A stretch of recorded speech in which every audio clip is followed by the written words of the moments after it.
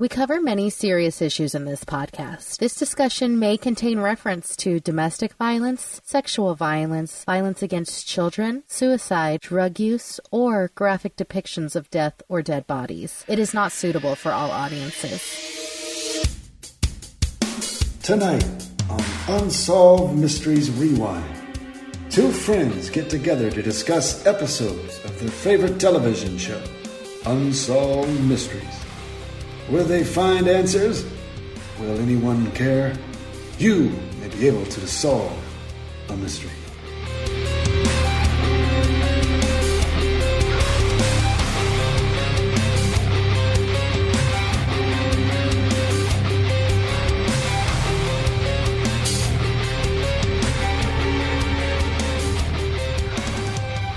You are listening to Unsolved Mysteries Rewind. My name is Kim, and I am joined, as always, by my co-host, Mark. Mark, how are you? Hey, Kim.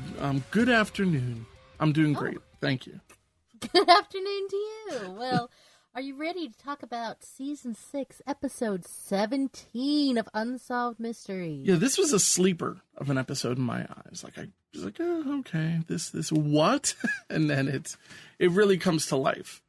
Yeah, this is definitely a cult classic. When you ask people what they remember about Unsolved Mysteries, you're going to get the whistle blown episode. Mm-hmm. Yeah, so you said this one really is one that comes up very, very often, and it's discussed by everyone. I mean, there are a lot of visuals here, of course, and a lot of things that are disturbing that they talk about, but I would say that we are focused. So far, this will be the second one that's a really highly discussed episode that we're covering. Mm-hmm.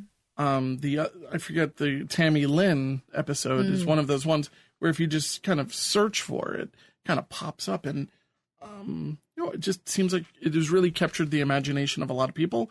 They're not happy with the official outcome, and people are just digging, and they really have found quite a lot of evidence to prove the contrary of what the official word is.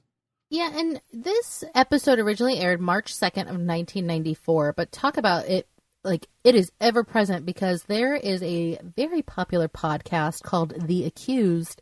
All of season 3 was dedicated to Dave Bocks' mysterious death. And Dave Bocks is, of course, the man who dies in the whistle-blown episode. We will get there. Just wanted to give a shout out to The Accused, because that is where a lot of the information came from. In the last 4 days, I have binge listened to all 8 hours of it to bring you guys as much information as I could. You know, I wasn't, they weren't on my radar at first, but when you mentioned that you were listening to them and that you were enjoying their information and their podcast, I gave it a listen.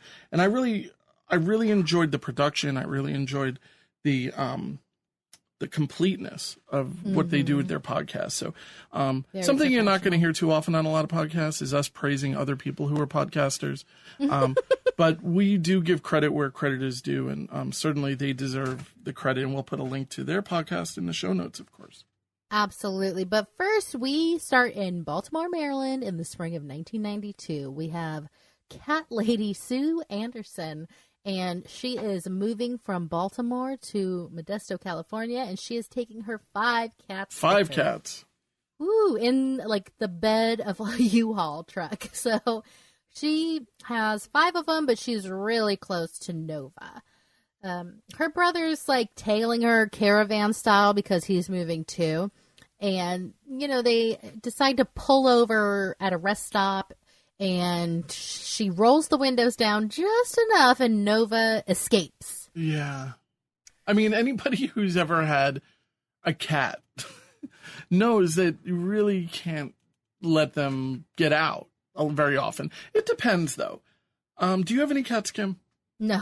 No, you're a dog person. Yeah, 100%. But we used to, growing up, we had a cat that was kind of like a neighborhood cat in a way. Mm-hmm. And everybody in the whole neighborhood would like feed this cat. And and like my mother took the cat and had it neutered and would get like shots. And the cat was just an outside cat, and it was the neighborhood cat. Mm-hmm. But I don't think that's a very common thing. I think that cats in general, though, when cats indoors, they want to get out. Mm-hmm. And they don't come back. So Yeah. When you do crack the window open, I'm thinking that the cat's going to be out, they're going to escape, and you're going to have issues, especially when you have 5. Yeah, and this rest stop is 200 miles before Modesto, so they are still a long way from home. And, you know, to be fair, Sue and her brother get out, and they're looking for her, and they're like, kitty, kitty, kitty, kitty, you know, for like an hour. Which cat was it that got out? Nova. No. Oh, right, you said that. I'm sorry. No worries. So, you know, they had to pack up and leave Nova behind. But heartbreaking, right? A little bit hard. I mean, Oh, 4 yeah. more, but I mean, it's sad. But still, no, totally. So I guess they just had to move on, and Sue moves into her new house. She gets a job. Her coworker gave her this picture of a black cat, almost like a coloring book page of a black cat, and she colors it in. And so every day she would come to work and stare at that picture of the black cat and just pray that Nova would find her way back. It's almost like willing the cat in a way, like almost psychologically. Like paranormally channeling to the cat, it seemed. I think that's what they were alluding to. I think they were too, because they were saying that because she was in her work environment, she was almost like projecting her surroundings to Nova while staring at the picture. Sorry, we're talking about Unsolved Mysteries, so we know the story isn't going to just end that she went and adopted another cat, right? Right, because 1 year later in 1993, she saw a few stray cats outside her work, and this lady is a cat lady, so she feeds the stray cats. And this one comes up to her, and she's like, "Oh my God, Nova? Nova, is that you?" And she picks up the cat. The cat, I guess, had like a same mole in their ear as Nova did, and 5 distinguishing white hairs on her chest, and the paws and everything. But I mean, I want to believe this so bad because A, it's a cool story, and B, it would make that lady's life complete. But isn't it possible it's just another black cat? I'm getting a little bit of a throwback to the movie Meet the Fockers, where they spray painted the cat's tail or something. Oh man, yeah. You know what? I want to accept that this is in fact the cat, and that's where we're left off with. We're left to believe that this is the cat. The cat returned, and that's that. Mm-hmm. With the days of microchips, of course, we all know that this doesn't happen so much, but it happens. Well, speaking of it happening, again in 1992, we meet a new family. We meet John and Susan Reesgraff of Duluth, Minnesota. Mother's Day. It's Mother's Day. Them and their 3 kids and their 2 dogs arrive at a family cabin on the edge of Bearhead Lake State Park. Oh my God, the picture you made is just, I don't know. I don't know why it made me laugh so much. It's like I'm in 3rd grade all of a sudden. But we'll post it on the Facebook page. It's worth getting a giggle from, definitely. I just got to show off my MS Paint skills. But they're basically 100 miles away from their home, and they brought their dog Lady, who's a collie, and Wolfga, a Belgian Shepherd. I love collies. Yeah, this was definitely like Lassie collie. I don't know anything about a Belgian Shepherd except that it looked like a beagle to me. Or maybe it didn't. I don't know that much about dogs. I'm, believe it or not, more of a cat person. I just don't like the litter box. So we don't have one. Another way we're different. Yes, but I have 2 dogs, so I mean... that's true. And no cats. So what kind of cat person has no cats? Well, this family, this was a family cabin, so they've been there a lot before. And they used to just, let the dogs just run out and do their own damn thing while the family's vacationing. And the dogs would have, the time of their lives. They'd get to run through the forest. Isn't this what you do, though? No. Oh, okay. For some reason, I'm picturing... This is what people do. I don't have the kind of dogs that would come back, but I believe in my soul that people do have dogs like this, that will just kind of go out and they come back and everything's smart and good, but not my dogs. But I'm wrong. Well, where we live now, obviously it's all fenced in, but when we used to live in an apartment in Oregon, we used to take our dog out to the woods and just let her run herself ragged. Yeah. So we would be walking through the woods with her. We wouldn't just drop her off, go back to our apartment, and then hope she found her way back. You know? Right. Some people they take the leash off, and it's that just wouldn't work for my dogs. Yeah, it depends on which dog, because I do have a Nova-like or Lady-like connection with one of my dogs. Yeah. Would they listen to you? Well, yeah, but it's a spiritual connection with this dang dog.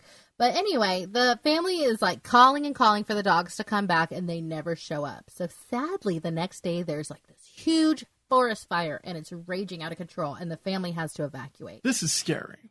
This is the kind of thing where not only is there a fire that is threatening your own personal life and your family's life, but your dogs are now in it. Yeah. I would have just written them off, of course. Oh, horrifying. Yes. So, little 7-year-old Hannah doesn't want to leave without the dog. She's throwing a little temper tantrum, but the family's like, we gotta go, because this was a serious fire. It burned for over 3 days and consumed 9,000 acres. And did we ever learn if their cabin got burned? No, it didn't get burned, because he said, like, oh, yeah. No, I'm sorry. I said I assumed it didn't, but they didn't say that they went back to the cabin. They went back to the area. Well, So they went back to Duluth where they live, but John, the dad, calls his father-in-law and asks him to go check on the cabin every once in a while to see if the dogs ended up showing back up to the cabin. So Hannah is like, I love Lady. I'm going to pray every night for Lady to come home, because Wolfka is on his own. I don't know why she liked Lady so much, but she even said that she had more of a connection with for Lady, right? Yeah, exactly. So this little girl's praying to God every night for Lady to come home, and 13 days later, Lady shows up 15 miles away from the home. But this is with a collar on, right? This was legitimately Lady. Yeah, no, this was definitely Lady, and so she shows up in these people's yard. They call the Reescraft family, and then they come pick up Lady, and it's like a big, happy reunion. There was an article written in the newspaper about it, and people had called up to say that where they saw Lady, like they had seen this well-groomed, lassie-looking dog walking along the railroad tracks, like all the way. And we get this fun little, like, Peter Rabbit, map of all the locations where Lady stopped along the way. But yeah, in 13 days, they think that she had traveled 150 miles. Well, but, I think, it's a sweet story. It's a story we all love to see. If you go on YouTube, you find a whole bunch of things where people go away to the military, come home, and their dog hasn't seen them in like 2 or 3 years. And the dog doesn't even recognize them at first. And then all of a sudden something clicks and the dog goes ape crap. So it's always a heartbreak. I mean, it's always sweet. It's always a tearjerker. So that's where this kind of falls into. Which brings up... Oh, I'm sorry. That Wolfka was never, ever found. They have no idea what happened to Wolfka, but, I'm guessing forest fire. No. I didn't... They could... Yeah, that really broke my heart, personally. Mm-hmm. I don't know if you felt that way. Then I was thinking that maybe Lady had a lot more of an adventure than we realized. And, who knows what happened, really. Yeah, they said maybe Wolfka was adopted by another happy family, so I'm going to choose to believe that. Yes, I'll take it. But that does bring us to Interceptors. Yeah, sorry. So we're back on the whole concept of unidentified flying objects, or what people are tending to put into the category of identified flying objects. This falls into the category of a military jet. People are reporting seeing UFOs. They were UFOs because they're unidentified. The military said, no, they're not jets. No, you're wrong. This is way before your time, but throughout the 80s, probably during the time when the space shuttle was so popular, stealth bombers and talk about these kind of modern aircrafts were just legend. Like, they didn't exist. Like, it was all mysterious black ops that kids would draw on the back of their notebooks because they didn't exist. You had like F-14s or F-15s, and that's it. And the stealth bomber was one of the first to kind of come out as we're legitimate, it's a legitimate aircraft that's not only really fast, but it is it escapes from radar because it doesn't have any right angles. That's the technology. Radar can detect anything with right angles, and the stealth bomber doesn't have any. That's cool. I think it also has to do with the carbon fiber construction. So obviously, I don't know anything about aviation, but from what I understand, that's a fact. Okay, cool. But so yeah, we're talking about a number of different experimental things that people are seeing, it's always fun to talk about these type of things, the things we see in the sky. Growing up around JFK Airport and LaGuardia, we're always seeing things in the sky, especially nowadays with drones. And it's very difficult to determine if something is legitimately foreign. And I'm going to guess most of it is not foreign. Yeah, but it's so interesting because of how much the FBI was denying. Yes. No, this is not that. This is not that. But what I thought was really cool is this guy, Stephen Douglas, who we meet. He's a journalist, aviation enthusiast. He runs a newsletter called Interceptors. And he went out with his father-in-law to Roswell.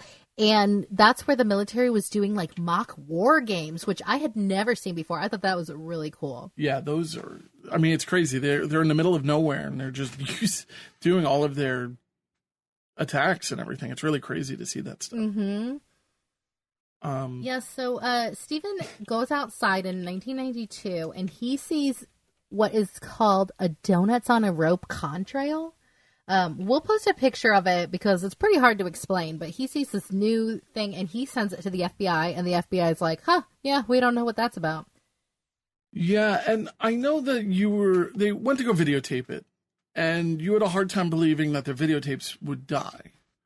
Well, the thing is that he went to go videotape this brand new thing when they're at the war games with him and his father-in-law. Right. They see this brand new thing, and he's like, oh my God, I think that's like what's rumored to be called the Manta. It's like a wedge-shaped flying unit, and it is silent, and I think that's what they call it. But then 7 seconds later, his batteries die.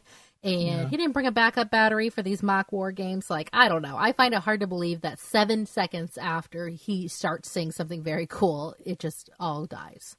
Well, two things I just wanted to mention. So this is considered the TR-3A, which, of course, came out to be a real thing. It's the Black Triangle plane.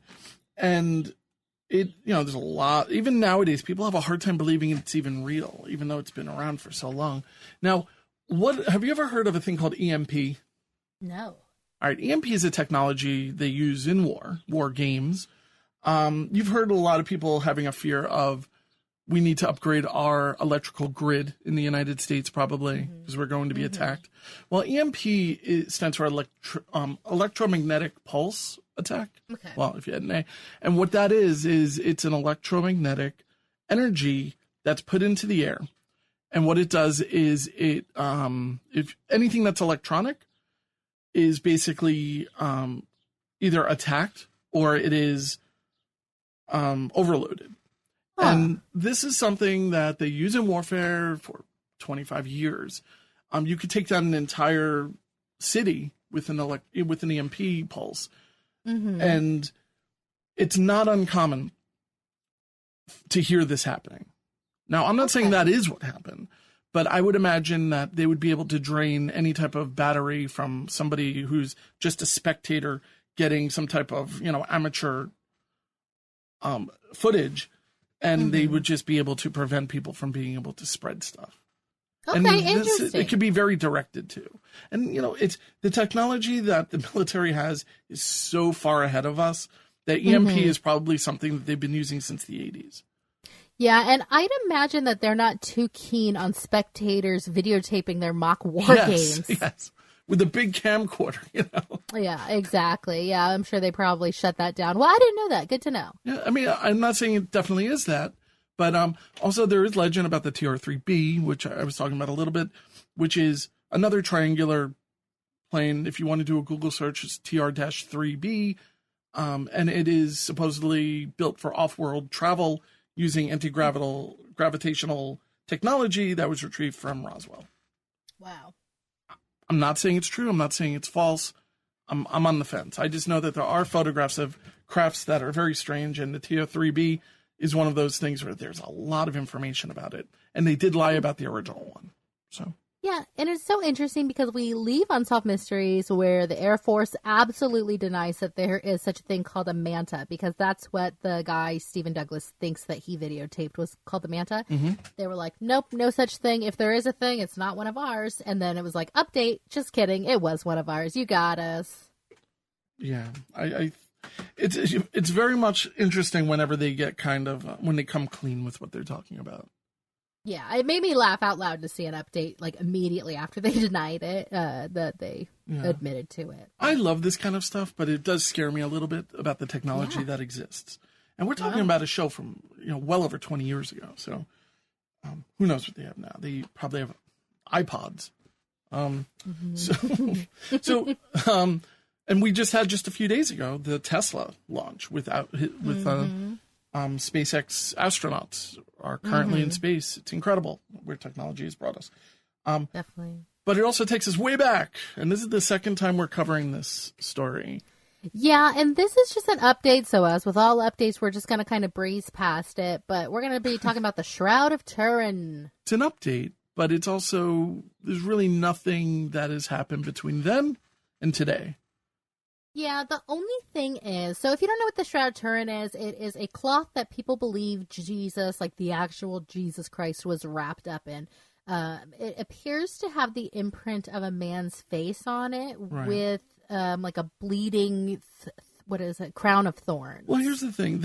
It's funny because when I was watching this, I got into a conversation with my wife, two Jews talking about Jesus, and I was trying to explain to her what the Shroud of Turin is, and so I didn't really realize this. Maybe I realized it, but it didn't really kind of click that this shroud was supposedly imprinted because of the energy of God or Christ or whoever you believe during his resurrection, that people celebrate Easter for. Right, so it's almost like an imprint from the power of God. So I can understand how the symbolic gesture connected to that. I mean, the symbolic nature of an imprint of something that's the outcome of the power of God, if you want to really go that far. I don't know. It's a pretty big story.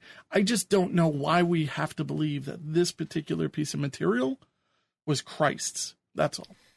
Now, the thing that makes it more Christ-like, if you want, and just a quick side note, two Jews talking about Jesus sounds like a podcast I would want to listen to. Yeah. But Two Jews on Film is a YouTube channel, actually. Oh, maybe that's what I'm thinking. From one guy, I forget his name, he recently passed away, but he was the producer of Faces of Death. Oh, God. Okay, yes. Well, I don't want to watch that. No, he's actually a really nice guy, so... Well, just what makes it more Christ-like is the bleeding crown of thorns.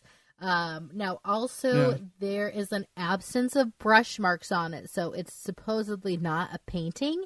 And when the image is analyzed by, this computer technology, which we'll post a GIF of on our Facebook page, it is 3-dimensional. So it was, laid over someone's face. But I think the most compelling thing is the resurrection theory of that's what imprinted it on the cloth and the bleeding crown of thorns. I love it. I love the story. But have you ever heard of EMPs? No, I'm kidding.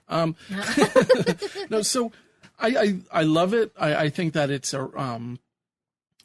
it's not a relic. I'm forgetting the word. It's an artifact that really connects to the world of Catholicism and Christianity. I think if this brings faith to people and it brings them comfort to think that this is the imprint of the son of their God, then go for it. I don't see any harm in that personally. I totally agree. I know you and I have talked before about if it makes you feel more comforted and it adds to your faith, go for it. We are not trying to take that away from you, but we do have forensic anthropologist Dr. Emily Craig telling us how this might have been done as a way to be 3D. Yeah, she's probably not so popular if she goes to church.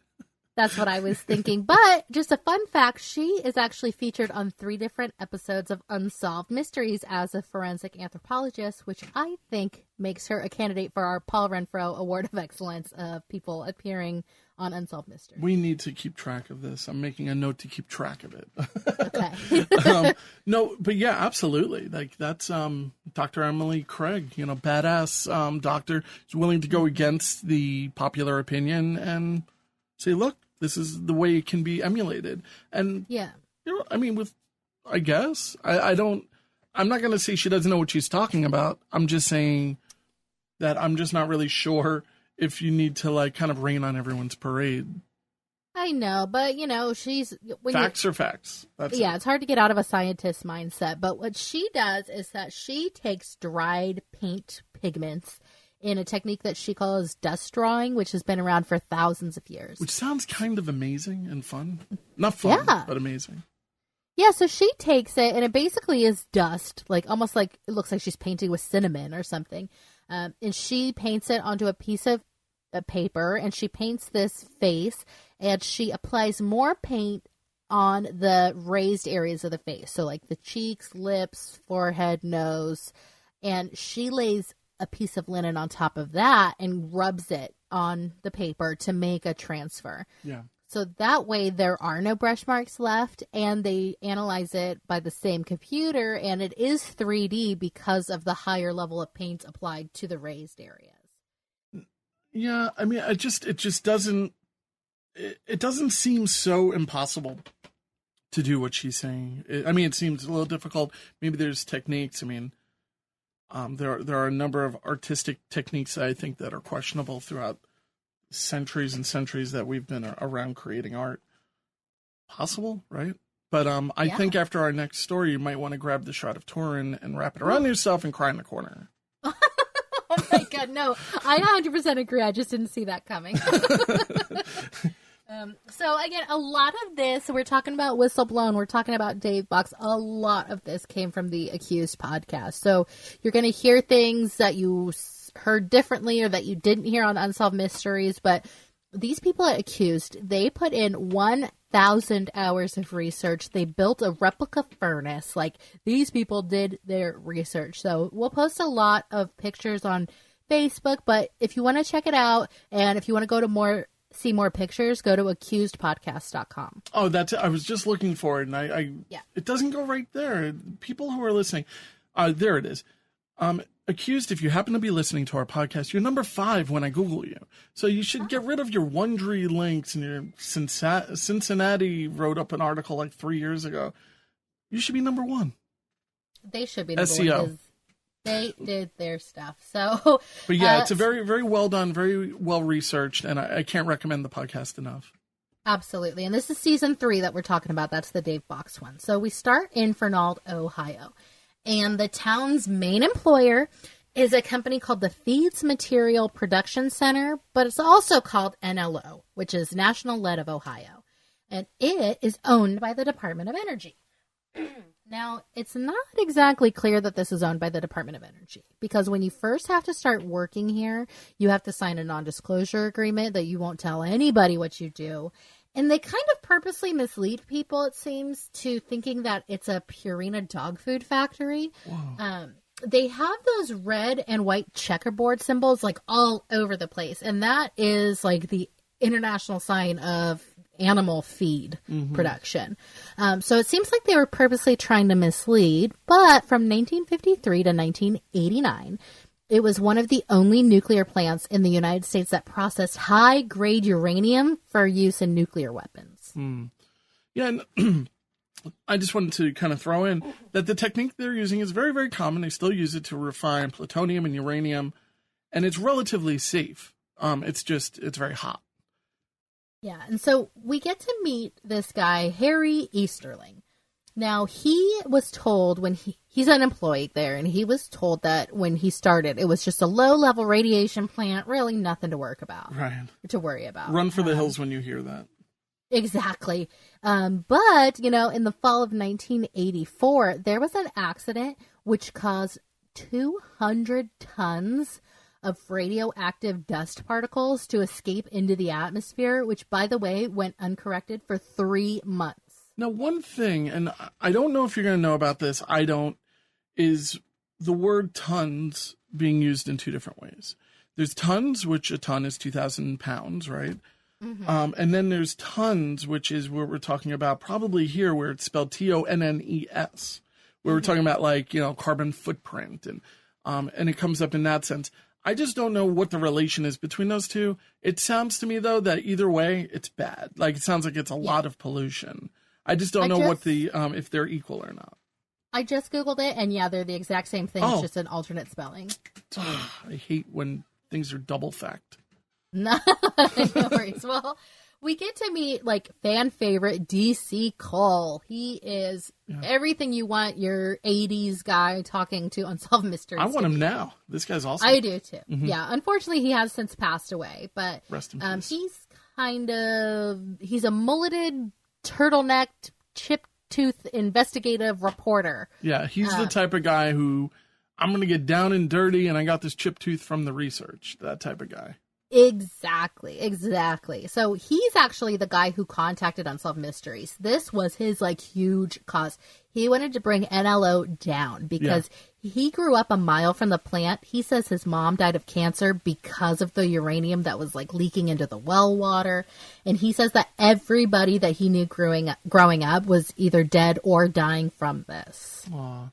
You know, I did want to just mention, if you don't mind, a documentary about here on Long Island. A lot of people know that Long Island is pretty much the hub of everything. We're the armpit of the planet, I think, sometimes.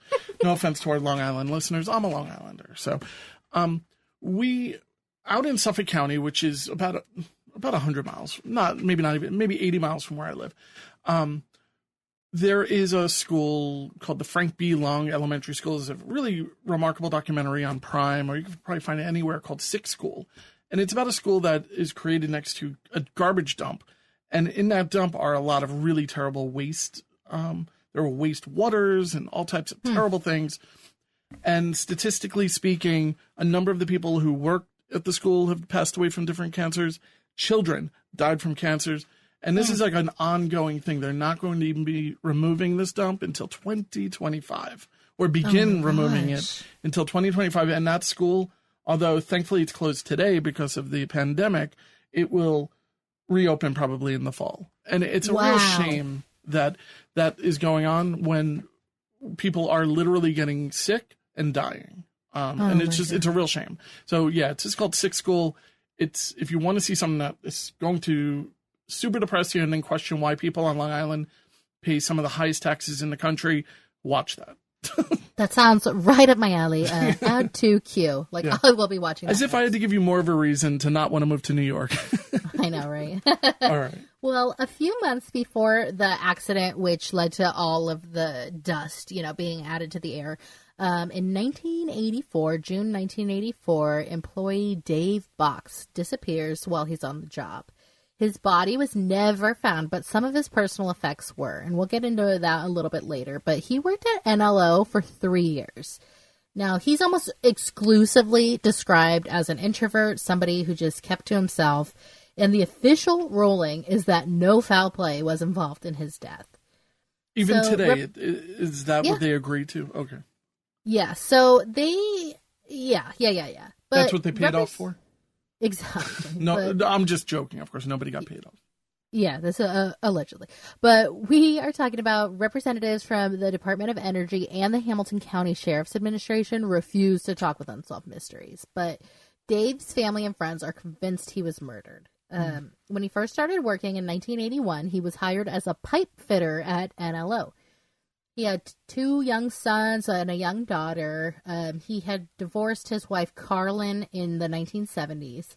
Now, Monday, June 18th, 1984. It's 11 p.m., and he's getting ready to work his graveyard shift. So he does a rideshare thing with the guy, Harry Easterling, that we met earlier on Unsolved Mysteries, and they would always meet in a local White Castle parking lot, and, one would drive them both one day, the next one would drive them both the next day. Now, White Castles are like 24 hours, so I'm wondering if White Castle would, you could park your car there, and it's like nobody's going to bother it. Maybe that's why they chose that. And it was also a central location to meet. Yeah, and Dave's like, from what I would understand, Dave would get White Castle pretty often. He would go bring it for lunch or whatever. Grab a sack. Okay. Exactly. So Dave gets into Harry's car on this day. They drove to work, chit-chatted, small-talked, but Dave did mention that he got a brand new lunchbox and that he was planning a vacation to Florida with his kids. So he was looking future-oriented. Yeah, which you pointed out, it's not something that is usually in line with somebody who is depressed. I mean, if you are depressed, you do these things to kind of snap yourself out of depression, maybe. Yeah, but it's pretty common that suicidal people are usually not future oriented. Now, suicide, of course, can be, I forget the word, but like a spur of the moment thing. But they're usually not like excited about future plans. And he did seem to just be all about his kids, from what I can understand. Which is great. Yeah. Yeah. He actually seemed. I mean, from what we gauge from Unsolved Mysteries, I don't know if you got a different set of facts. I have a feeling you did. But he seems like an okay guy. Like, it doesn't seem like he's this horrible, miserable person. No, not at all. So a little bit of a tattletale, but that's a whole different story. Well, his main job was to inspect and maintain equipment in all of the plants. And I do think that he was a great guy, and he did have his issues. You know, he was an alcoholic. He was a dry alcoholic, but an alcoholic nonetheless. What is a dry alcoholic? I don't know if I even know what that is. It's basically an addict who is not currently using. So he was in between using? Or is he just... Well, it's like, once an alcoholic, always an alcoholic kind of thing. Like, you're never not an alcoholic, but you're just not using at the moment. So you don't plan on using, but this is like... maybe he wasn't in any type of, I guess, official program, like AA or something. Right. And it's actually the reason why him and his wife got divorced. And he was having episodes after, and it led to him being diagnosed as schizophrenic. So when he was in the thick of it with his wife, he did try to overdose on medication, taking 10 times the amount that he was supposed to have. Yeah. And he did end up in the hospital for a few days, but that was a few years ago. And he got this job, he's settling into life. He just bought groceries. He saw his kids that morning. He's just heading to work. It's a normal Monday for him. By the way, he got through his overdose. So if you're listening to this and you're depressed, think about this.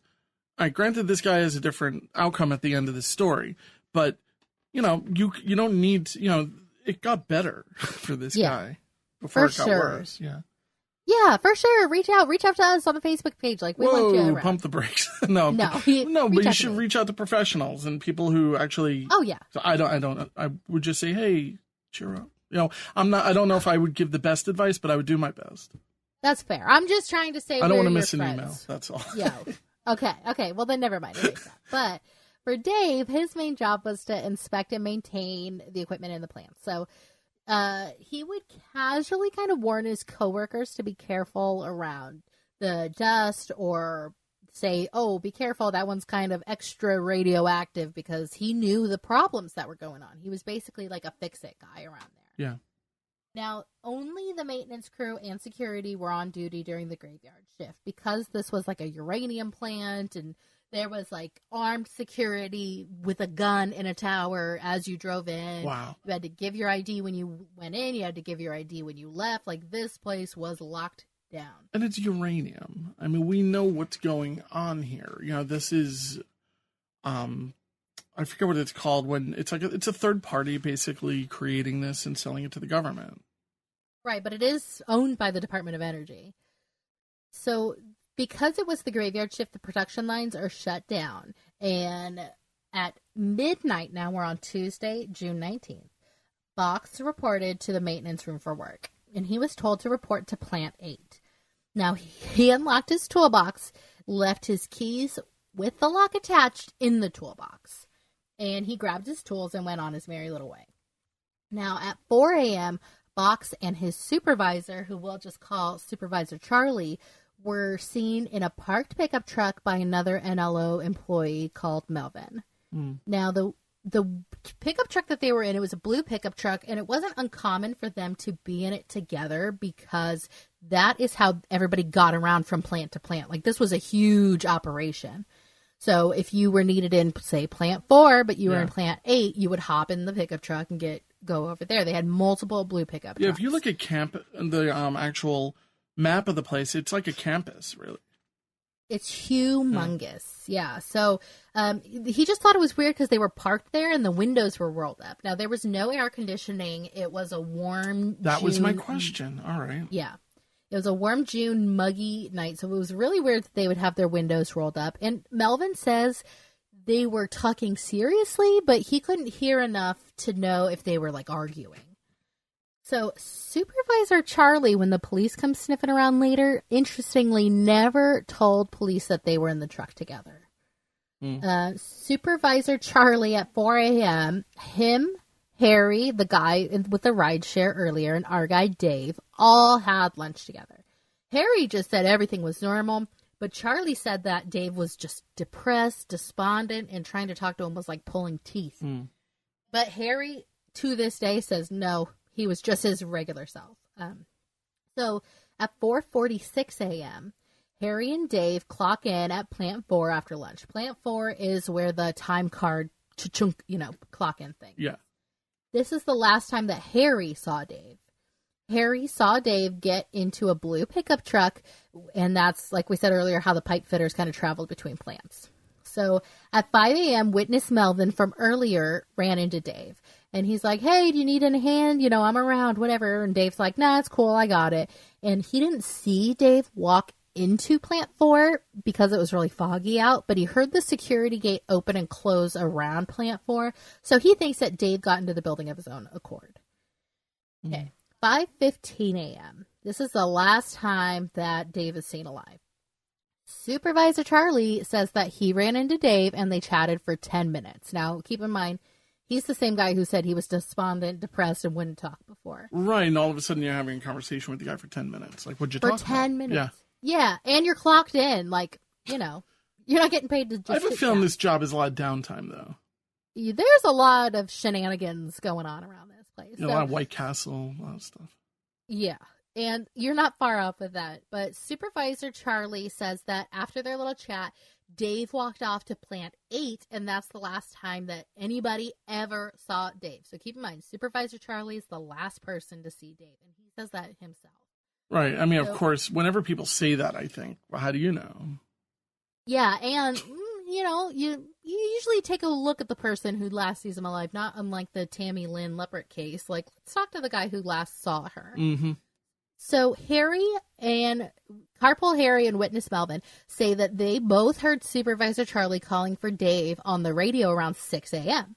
And Melvin's like, oh, I haven't seen Dave, but, I can do it if you want to. And he goes, no, I don't want you. I want Dave, and I want Dave alone. So maybe kind of set up a alibi or something like that. Yeah, I mean, the whole thing is very shady. Like, to call him and him alone is a very strange type of thing. There was definitely something going down that night. Absolutely. So Supervisor Charlie also never told the police that he called Dave on the radio, even though Melvin and Harry both did. And the police never followed up. The police never interviewed Supervisor Charlie or never went in depth about Supervisor Charlie. So it's about 7 a.m. Also, no cameras in this place, right? Surprisingly, right, with all of this security going on. Because I'm thinking this, all right, you're saying that the, who owned this, essentially, the form of the government? Of Energy. All right, so National Lead of Ohio. But these are not government employees. So this is an NGO, which is a non-governmental organization, which, they get, it's a very shady thing, NGOs, but it's essentially a third party that works for the government, and I would just imagine, I have to imagine, that cameras did exist, and this is probably if it is owned by the government, then they wouldn't have to really go public with these cameras and show the evidence publicly.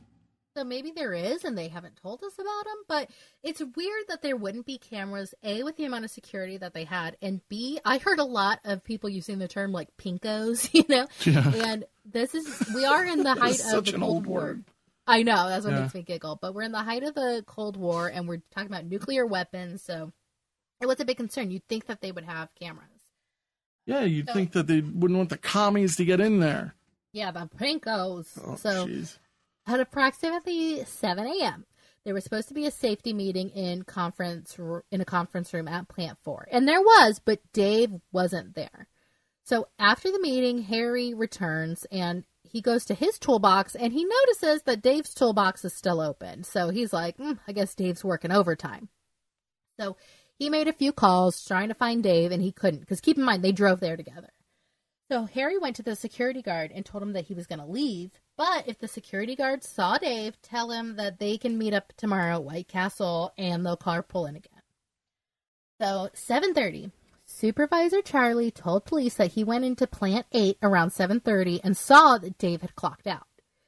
Now, it was later discovered that Harry had actually clocked out Dave's time card for him, and it's just one of those things that buddies do for each other. You know, he didn't want him to have to walk all the way back to Plant 4. Or did he, like, vanish, and maybe he often vanished. Maybe I have a feeling there's a lot of downtime. Sometimes people head home early.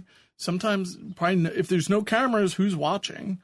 And maybe it's like he legitimately thought, all right, you know what, I'll just clock him out. Because this happens pretty common. Dave was what is, by all accounts, like a complete stickler for the rules. However, when they interviewed Harry and a couple other people later, they said that they thought that Dave might just be sleeping somewhere, like he fell asleep on the job. A lot of downtime. So I think that's why they kind of helped clock him out too. But Harry had an appointment to go to that day, so he actually left to work, and he left a note for Dave saying that he would be back to get Dave around 9 a.m.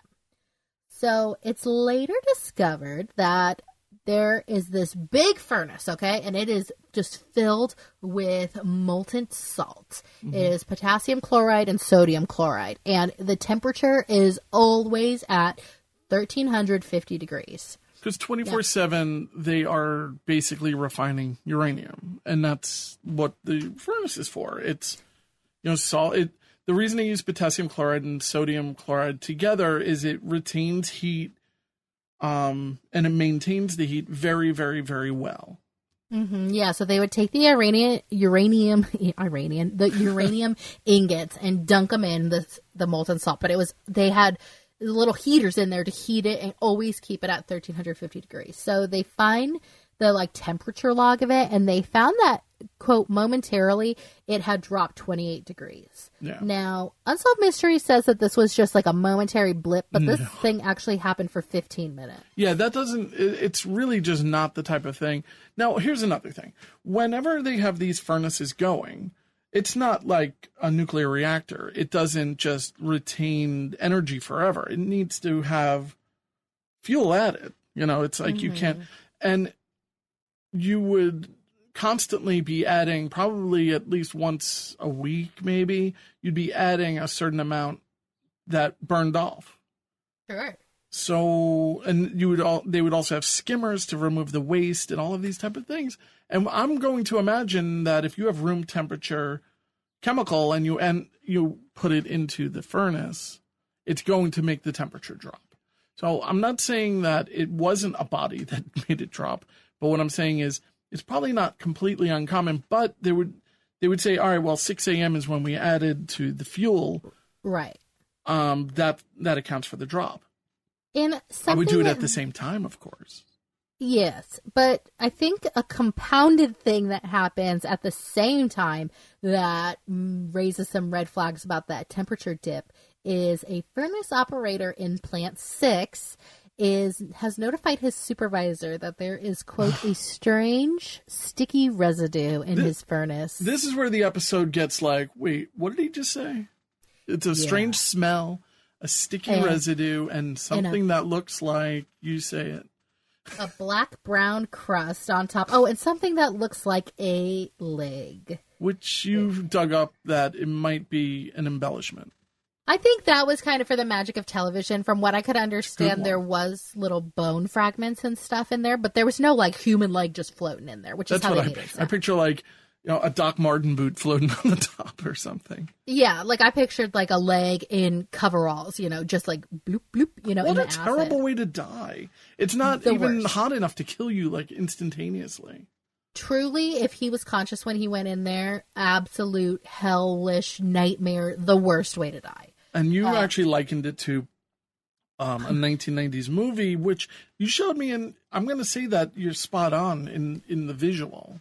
Okay, so no disrespect to Dave or his family, but I know that you guys will know what I'm talking about. There is a disturbing scene in Who Framed Roger Rabbit where, what's his name, Christopher Lloyd, dips these little cartoon shoes into a vat of acid, and that's all I could picture. I felt so bad for Dave. Oh, my God, this is just horrifying. Yeah.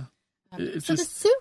Yeah. The only thing that we can hope for is that if this is the scenario, that they at least killed him first.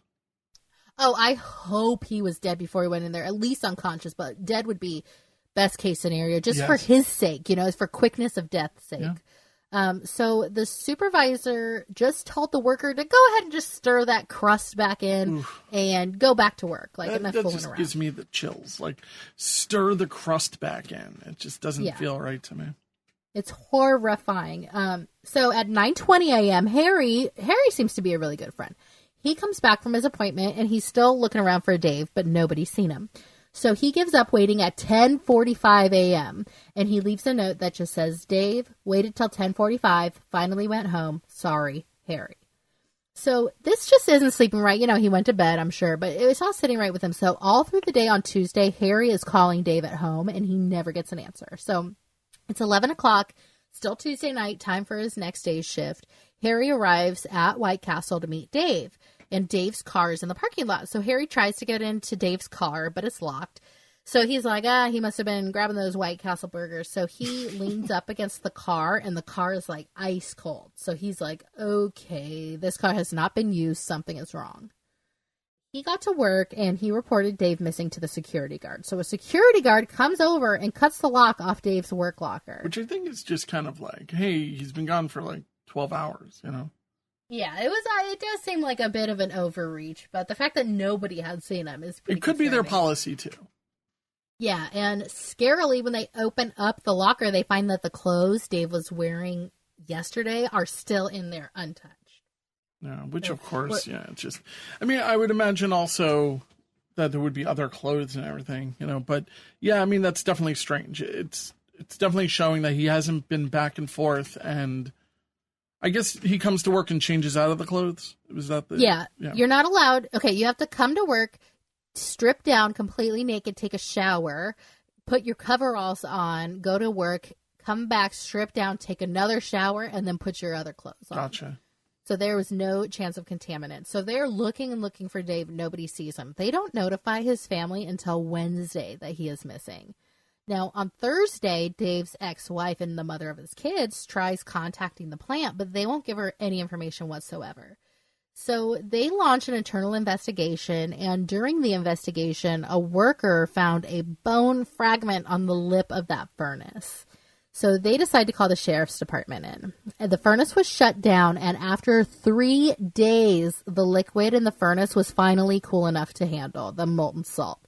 So it basically solidified. Everything was rock solid. And they had to get in there with like jackhammers to loosen it all up. So they, for some reason, let the employees sift through all the material for evidence. And I know it's radioactive, but I really feel like that should be the sheriff doing that. I just think that they should have an entire forensic team really going through this.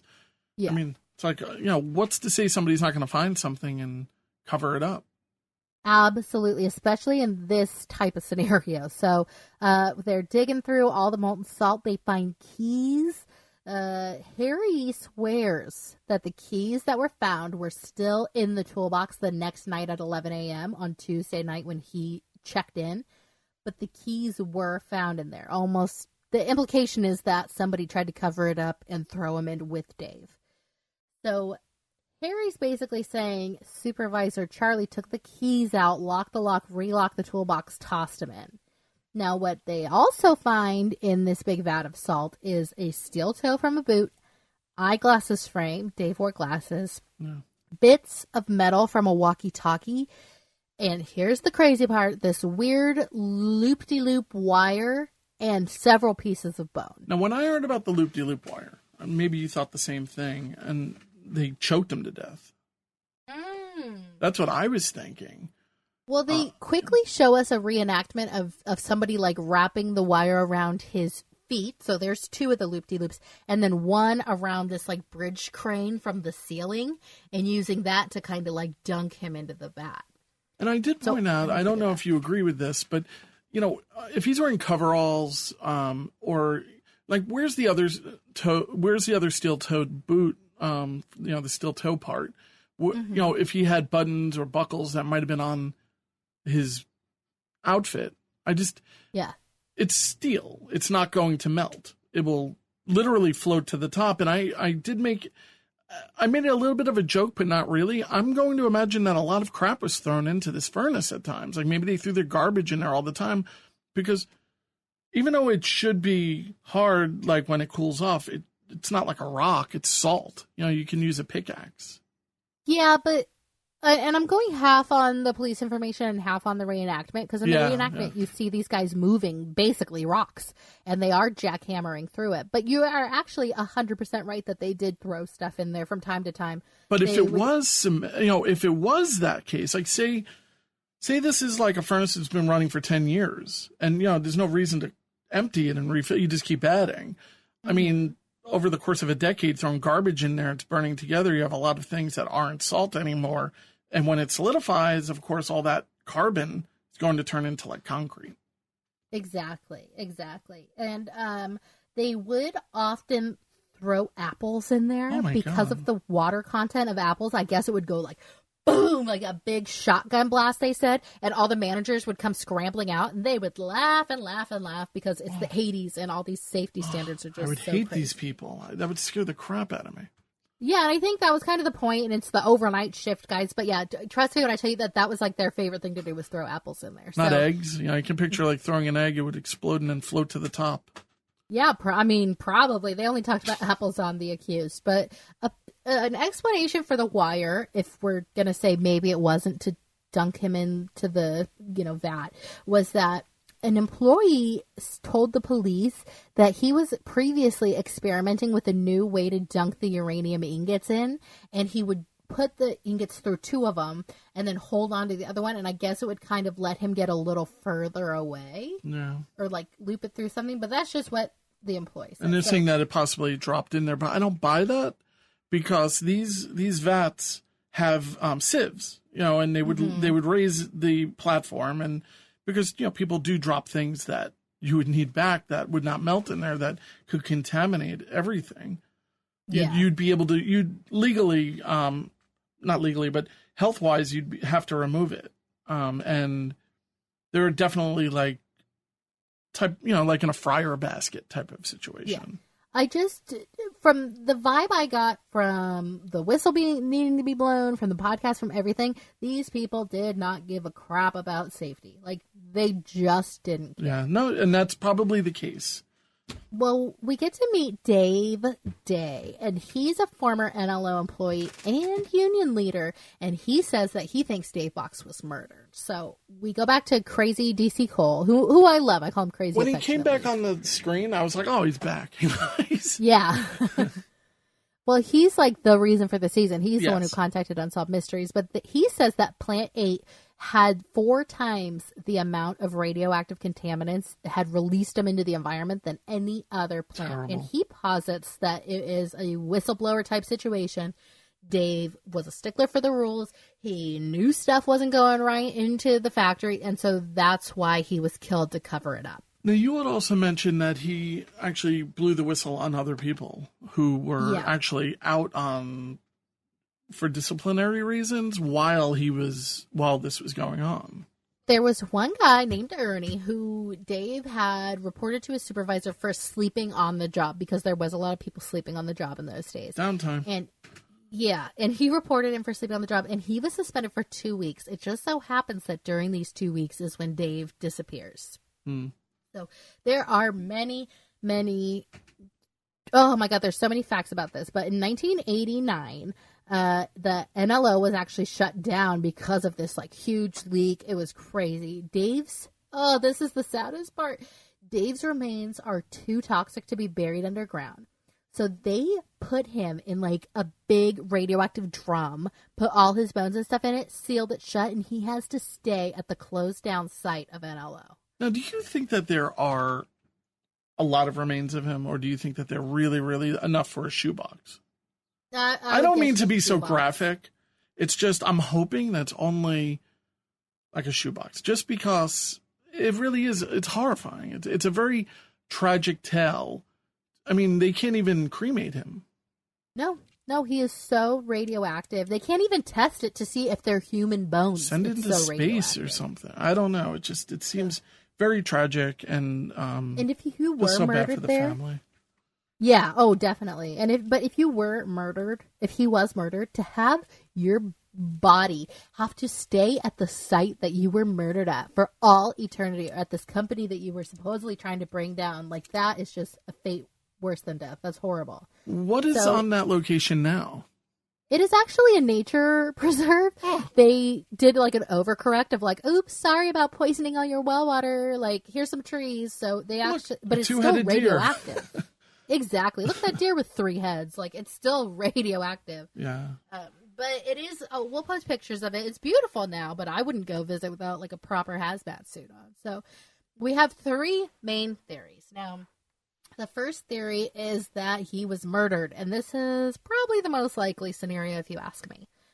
So there was a lid on the furnace. That's the whole reason why they had a bridge crane, was to lift this lid because it was that heavy. So if Dave killed himself, which is what the police say, he would have had to have taken the lid off, put himself inside, and then put the lid back on while he's already in the vat. It's impossible. There was a small opening that wasn't covered by the lid, but because on the Accused podcast, they built a replica, like, he wasn't able to fit in without wiggling himself, moving all around, and, like you said, just the worst way to commit suicide. So it seems like maybe, Supervisor Charlie deserves a second look. They were last arguing in the truck. He claims he's the last one to see him alive, and he's asking for him on the radio.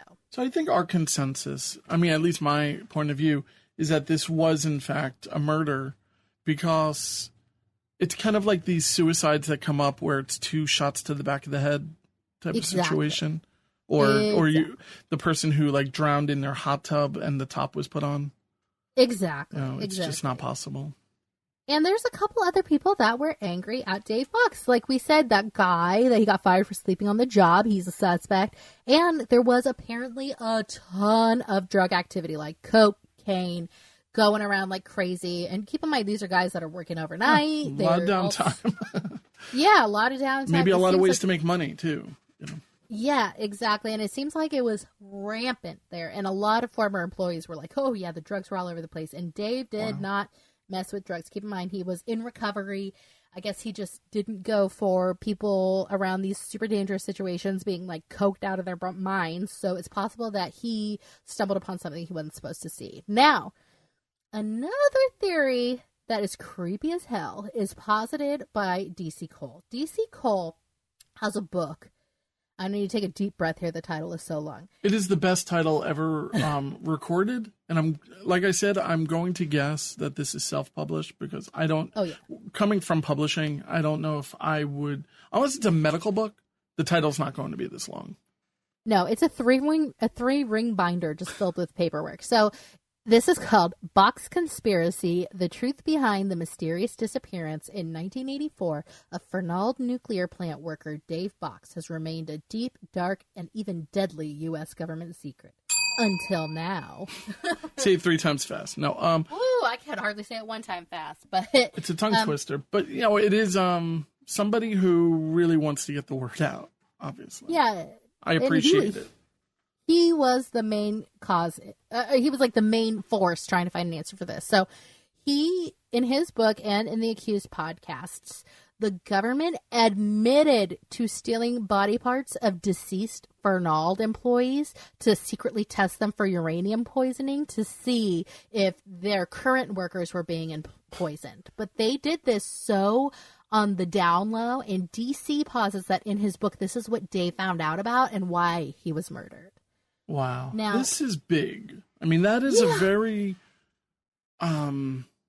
it's extremely horrifying. It's also something that I'm really genuinely surprised that they didn't say you have to sign this release form so that if you do pass away, or even when you do pass away, we get an organ. If you want to know something horrifying, the person who found it out was the widow of one of the guys who worked there. She said that at the funeral, they had to put a pillow under his shirt because his chest was so concave because of all the organs that they took out without her permission. Oh, my God. It's horrifying. So basically, there's another theory. I know we're running short on time, but there's another theory that he faked his death, which, there's nothing to that. But there is a suicide theory. keep in mind, he has a former suicide attempt. He was diagnosed with schizophrenia in 1976. He was an alcoholic, and he always kind of felt like he wasn't good enough for his parents. But basically, if he was lowered into the vat, and keep in mind, they couldn't have used the crane because the crane would have had the lid on it. If he was lowered into it, they're basically saying the water in his body would have displaced some of the molten salt, and it would have burned whoever had lowered him in there. No, all right. So my question about this, although I went in a different way, and I was like, well, it's not really the water; it's whatever's in there, right? So you pop. I mean, it's disgusting to say, but you pop, and if you do pop, I'm going to guess you pop, and your pieces go everywhere. Right? Mm-hmm. I would say. Is that the way that it would, like, they would throw an apple in? Now, would the apple explode immediately?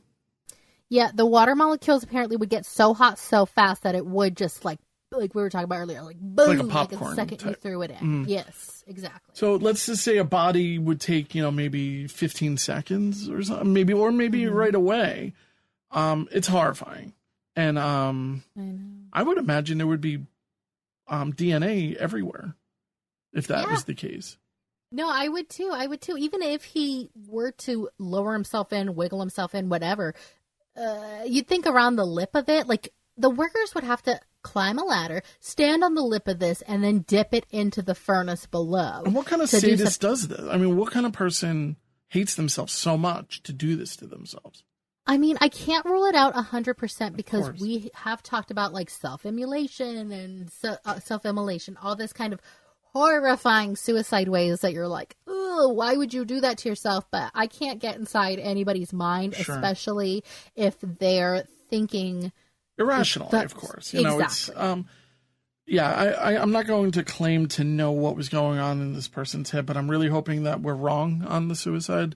Yeah. And I do genuinely wish and hope and pray that he was not alive when he ended up in there. Because the bottom line, at the end of the day, he ended up in there. Oh, yeah, he did. One way or the other.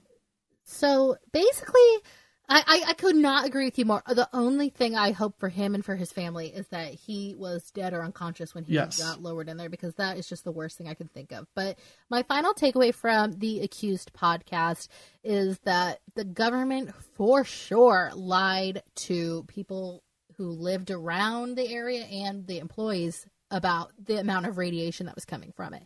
They purposely misled people into thinking that it was a dog food factory. And it appears that they covered up a lot of deaths from there. There was other deaths at this company. There was a ton of people dying who worked at the company, who live around the company afterwards from cancer. So there's a lot of shady stuff going on, but I cannot recommend the Accused podcast enough. Trust me when I tell you guys, this is the tip of the iceberg to keep this episode around an hour, but there is so much great information in the Accused podcast, and there will be a link in the episode notes. I remember all week you were saying, I'm going to go back to listen. I can't wait to go listen. And you just seem really excited about it. And I think that's what's great about some podcasts. Is that you can go and you can listen, and when you have so many pieces of information like this, there's not that many podcasts out there, in my opinion, that I can listen to like that. And you walk away and you're like, wow, I really feel like I not only learned something, but I feel like I experienced something. And I think that they really hit the nail on the head with it. I would say that their podcast is right up there with ours. Totally. But yeah, no, I think all in all, it's a worthy podcast. It's definitely, if you like this podcast, you'll like theirs. Definitely. Oh, 100%. Yeah. It's like a serial podcast. They have a different one each season, a different like mysterious death. So you asked me earlier about the police. They are still considering it a suicide. Now, Accused podcast says that the police are reopening the case, but I read what they said the police told them exactly, and they told them we are open to reopening the case. I think that was kind of a cover their butts move. Let's get these pesky reporters out of here. Like, we'll just always say it's a possibility if we get enough info, but it's not definitive. Wow. Well, I think that this is one of those cases that deserves the kind of cult following that it seems to have. Yeah, it's so haunting. I can only imagine being a child seeing that image of him being lowered down. And don't you worry, there will be a GIF of that made and put on our Facebook page. Now, because you have really the amazing memory, especially of the two of us, we did bring up the theory several episodes ago about disposing of a body in a glass factory in Corning. Yes, Dale Kerstetter. And I just have to look at the comparison here. Yeah, you totally knew it like that. That's amazing. That's why I think that our podcast is right up there with Accused. Was Accused, yes. So no, but when we're comparing these two things, one is molten glass, which is pure. It has to be clear. It has to have no artifacts, and that's why certain crystal is so expensive, and the processes are so clean. Versus uranium purification, which is essentially salt and White Castle boxes. Exactly, yeah, and old Apple cores. But you see, I think I looked into it with the glass thing. If you could dispose of a body, and all they were doing is really finding that it creates a thing called a glass coffin. And that's another story for the future, but it's something that I'm looking into. Hopefully I can find some remnants of it on Unsolved Mysteries. But there's this rumor of, in the early 1900s here on Long Island, in the Glen Cove area, somebody encasing their daughter after she'd passed away, a father who loved her so much, encasing her in a glass coffin. I never understood it, but I think that's what he did, is had her preserved in glass. Ooh. So I'm looking into that, and if anybody has information on that. But and the rumor is it was out in the forest.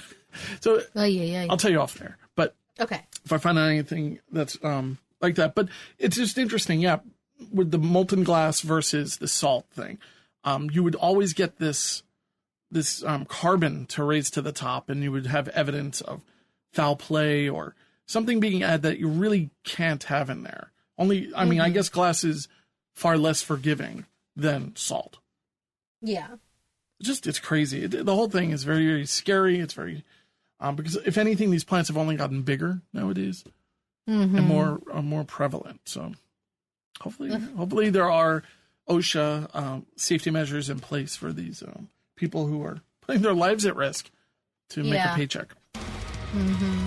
But Kim, I can't thank you enough for all the research you did in this episode and every episode.